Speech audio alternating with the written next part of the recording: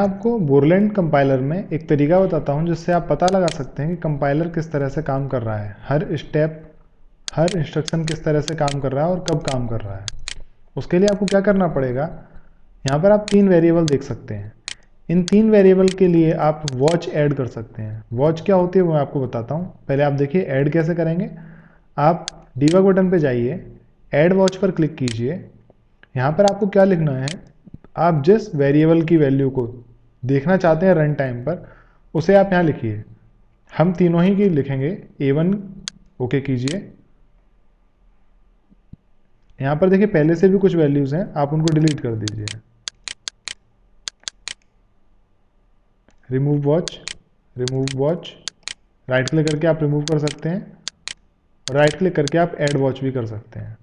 यहाँ लिखिए A1 okay. तो देखिए इस तरह से A1 राइट हुआ। आप जब यहाँ पे क्लिक करेंगे तो ये छोटी स्क्रीन में आ जाएगा। आप इसको नीचे ले आइए जिससे आपको प्रोग्राम और वॉच दोनों ही स्क्रीन अलग अलग दिखती रहें। आप इसे कंफर्टेबल साइज में छोटा कर सकते हैं जिससे कि आपको दोनों ही चीज़ें दिखाई दें। देखिए इस तरह हम कर सकते हैं। दोबारा से ऐड वॉच करनी है तो आप राइट क्लिक करके यहाँ पर ऐड वॉच कीजिए, या फिर आप डीबग बटन पर जाकर ऐड वॉच करेंगे। दूसरा एक्सप्रेशन लिखते हैं A2, दूसरा वेरिएबल का नाम A2 है तो A2 लिखिए ओके। देखिए यहाँ पर ऐड हो गया। और लास्ट वेरिएबल ऐड करने के लिए फिर से ऐड वॉच पे जाते हैं और तीसरे वेरिएबल का नाम क्या है, सम। हम यहाँ पर सम को भी ऐड करेंगे। सम ऐड किया, ओके पे क्लिक कीजिए। देखिए अब आपको यहाँ पर तीनों ही वेरिएबल दिखाई दे रहे हैं। अब आप प्रोग्राम को रन कराने के लिए प्रोग्राम की विंडो पर क्लिक कीजिए। यहाँ पर इस तरह से मैंने क्लिक किया। अब आप प्रोग्राम को रन कराने के लिए F7 बटन प्रेस करेंगे। F7 बटन आपके कीबोर्ड में यहाँ पर होती है। F7 बटन प्रेस कीजिए। F7 प्रेस की तो देखिए आप क्या देखेंगे, अभी तक A1 में दिखा रहा था अनडिफाइंड अनडिफाइंड अनडिफाइंड, लेकिन जैसे ही आपने F7 प्रेस की यानी कि कंपाइलर ने प्रोग्राम को रन कराना स्टार्ट किया, तो देखिए A1 की वैल्यू कुछ हो गई, A2 की भी कुछ वैल्यू हो गई और सम की भी वैल्यू कुछ चेंज हुई।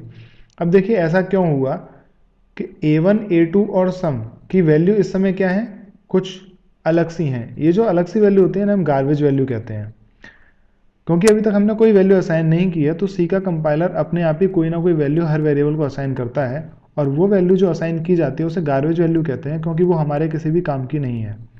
आप दोबारा से प्रोग्राम की विंडो पर क्लिक करके F7 प्रेस कीजिए तो कंपाइलर बताएगा कि अगले इसके बाद किस लाइन को एग्जीक्यूट किया जाएगा। देखिए F7 प्रेस किया तो इंटीजर A1 A2 सम पर आया और अगली लाइन जो हुई वो printf इनपुट 2 नंबर्स। अब जब आप फिर से F7 बटन पर प्रेस करेंगे तो ये जो इनपुट 2 नंबर्स था ये विंडो में लिख जाएगा। देखिए यहाँ पर लिख गया। अब स्कैन करने वाली लाइन जब कंपाइल होगी या रन होगी, आप F7 दबाइए तो दोनों वैल्यूज़ की हमसे डिमांड की जाएगी। वैल्यू की डिमांड की जा रही है हमसे, तो हम लिखते हैं यहाँ पर 23। एंटर प्रेस कीजिए। 23 देने के बाद देखिए जैसे आपने 23 दिया तो किस वेरिएबल को वैल्यू दी गई है, 23 A1 को। अब A2 की वैल्यू की डिमांड हमसे की जा रही है तो हम A2 की वैल्यू भी देते हैं। क्या दी, 34। याद रखिए A1 की वैल्यू 23 दी और A2 की 34। एंटर प्रेस कीजिए। अब कंपाइलर किस लाइन पर आ गया, नीचे वाली लाइन पर आ गया। अब यहाँ पर आप देखिए A1 की वैल्यू कितनी हो गई, 23, और A2 की वैल्यू कितनी हो गई, 34। तो इस तरह से आपने देखा कि जब हमने वैल्यू दी तो उसके बाद वैल्यू अपडेट हो गई वेरिएबल की, लेकिन अभी भी सम की वैल्यू क्या है, कुछ भी नहीं है। तो जब ये वाला लाइन एग्जीक्यूट हो जाएगी प्रॉपरली, तब सम की वैल्यू में क्या आ जाएगा, A1 प्लस A2 का जो भी जोड़ होगा वो यहाँ पर आ जाएगा। F7 प्रेस कीजिए तो देखिए A1 सम की वैल्यू कितनी हो गई, F57 हो गई, लेकिन अभी भी कुछ भी प्रिंट नहीं हुआ है स्क्रीन पर। देखिए कुछ भी प्रिंट नहीं हुआ है। तो स्क्रीन में प्रिंट कब होगा, जब ये वाली लाइन भी कंपाइल होकर रन हो जाएगी। F7 प्रेस कीजिए, ये वाली लाइन कंपाइल हुई और रन हो गई। देखिए अब क्या हो चुका है, यहाँ पर 57 प्रिंट हो चुका है। अब आप गेट ch का मतलब क्या है, स्क्रीन थोड़ी देर के लिए रुकेगी। F7 प्रेस कीजिए और फिर से F7 प्रेस करेंगे तो आपका प्रोग्राम इस तरह से प्रॉपरली कंपाइल हो गया। आप यहाँ पर जब एंटर प्रेस करेंगे तो यहाँ से स्क्रीन चली जाएगी। और देखिए जैसे ही हमारा प्रोग्राम टर्मिनेट हुआ तो देखिए A1 A2 सम तीनों ही वेरिएबल को वो जानता ही नहीं है। वो जानता ही नहीं है कि A1 A2 और सम क्या है, जबकि जब प्रोग्राम रन कर रहे थे तो इनकी वैल्यूज़ आ रही थी, और अगर वैल्यू हमने डिफाइन नहीं की थी तो गार्बेज वैल्यू आ रही थी। तो आप जो भी प्रोग्राम बनाएंगे आप उन्हें इस तरह से वॉच ऐड करके देख सकते हैं। आगे हम कई प्रोग्राम्स में वॉच ऐड करेंगे और उन्हें प्रॉपरली रन कराएंगे। अभी हम वॉच विंडो क्लोज करते हैं। यहाँ पे क्लिक करेंगे तो वॉच विंडो क्लोज हो जाएगी। इस पर क्लिक कीजिए तो हम फुल स्क्रीन पर अपना प्रोग्राम लिख सकते हैं। तो इस तरह आपने देखा कि हमने हमारी जो पहली प्रॉब्लम थी कि ऐड टू नंबर्स, उनको हमने किस तरह से सॉल्व किया। अब अगर मैं आपसे कहता हूँ कि एक ऐसा प्रोग्राम लिखिए जो दो नंबर को माइनस कराता हो, तो आप लिख सकते हैं? बिल्कुल लिख सकते हैं, कोई कठिन बात नहीं है। तो बिल्कुल ऐसे ही आप एक से ज़्यादा नंबर को भी प्लस करा सकते हैं। मान लीजिए हम A3 को भी प्लस कराना चाहें, तो A3 को आप प्लस कराना चाहते हैं तो आप यहाँ पे लिखेंगे प्लस A3, लेकिन आपको क्या करना पड़ेगा, पहले उसको स्कैन भी कराना पड़ेगा। तो %d लिखिए यहाँ पर, कॉमा M% लगाना नहीं भूलिए, A3 लिखेंगे और यहाँ पर उसको डिक्लेयर करना भी जरूरी है। अगर आप वेरिएबल डिक्लेयर नहीं करेंगे तो एरर आएगी। रन कराइए। इस बार 2 की जगह 3 वैल्यूज हमसे डिमांड की जाएंगी। 3 वैल्यूज हम देंगे 12, 12 एंड 12।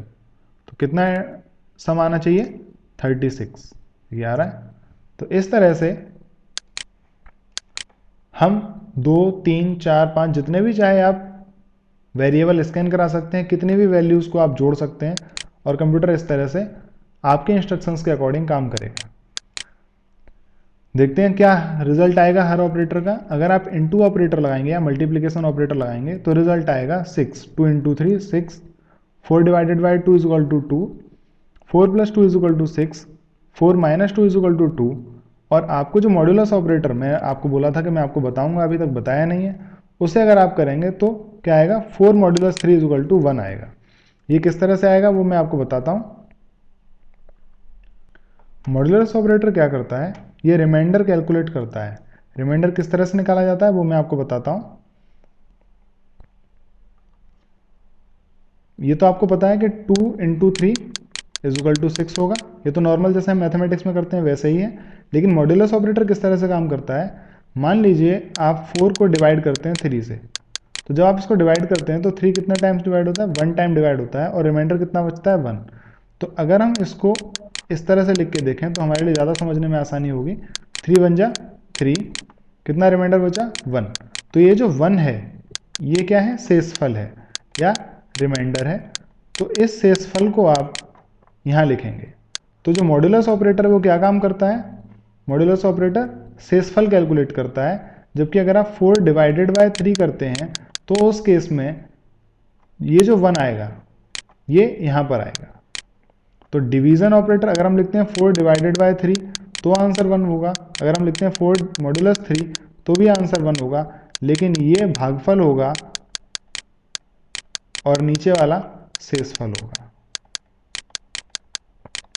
तो आप क्या करेंगे, अगर हम देखते हैं 15 को डिवाइड करते हैं 2 से, तो देखते हैं क्या रिमाइंडर आएगा। तो अगर हमें 15 डिवाइडेड बाय 2 निकालना हो तो क्या आएगा, और अगर हमें 15 मॉड्यूलस 2 निकालना हो तो क्या आएगा, देखते हैं।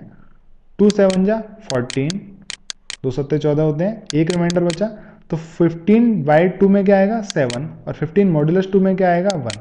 तो आप समझ गए होंगे कि यहाँ पर हम क्या निकालते हैं, भागफल, जबकि यहाँ पर क्या निकालते हैं, शेषफल। याद रखिएगा इस कंसेप्ट को। तो 4 मॉड्यूलस 2 क्या होगा, 0, क्योंकि 2 से 4 पूरी तरह से डिवाइड हो जाता है। तो आप हर ऑपरेटर के बारे में जान चुके हैं। तो आप किसी भी ऑपरेटर का इस्तेमाल करते हुए प्रोग्राम बना सकते हैं।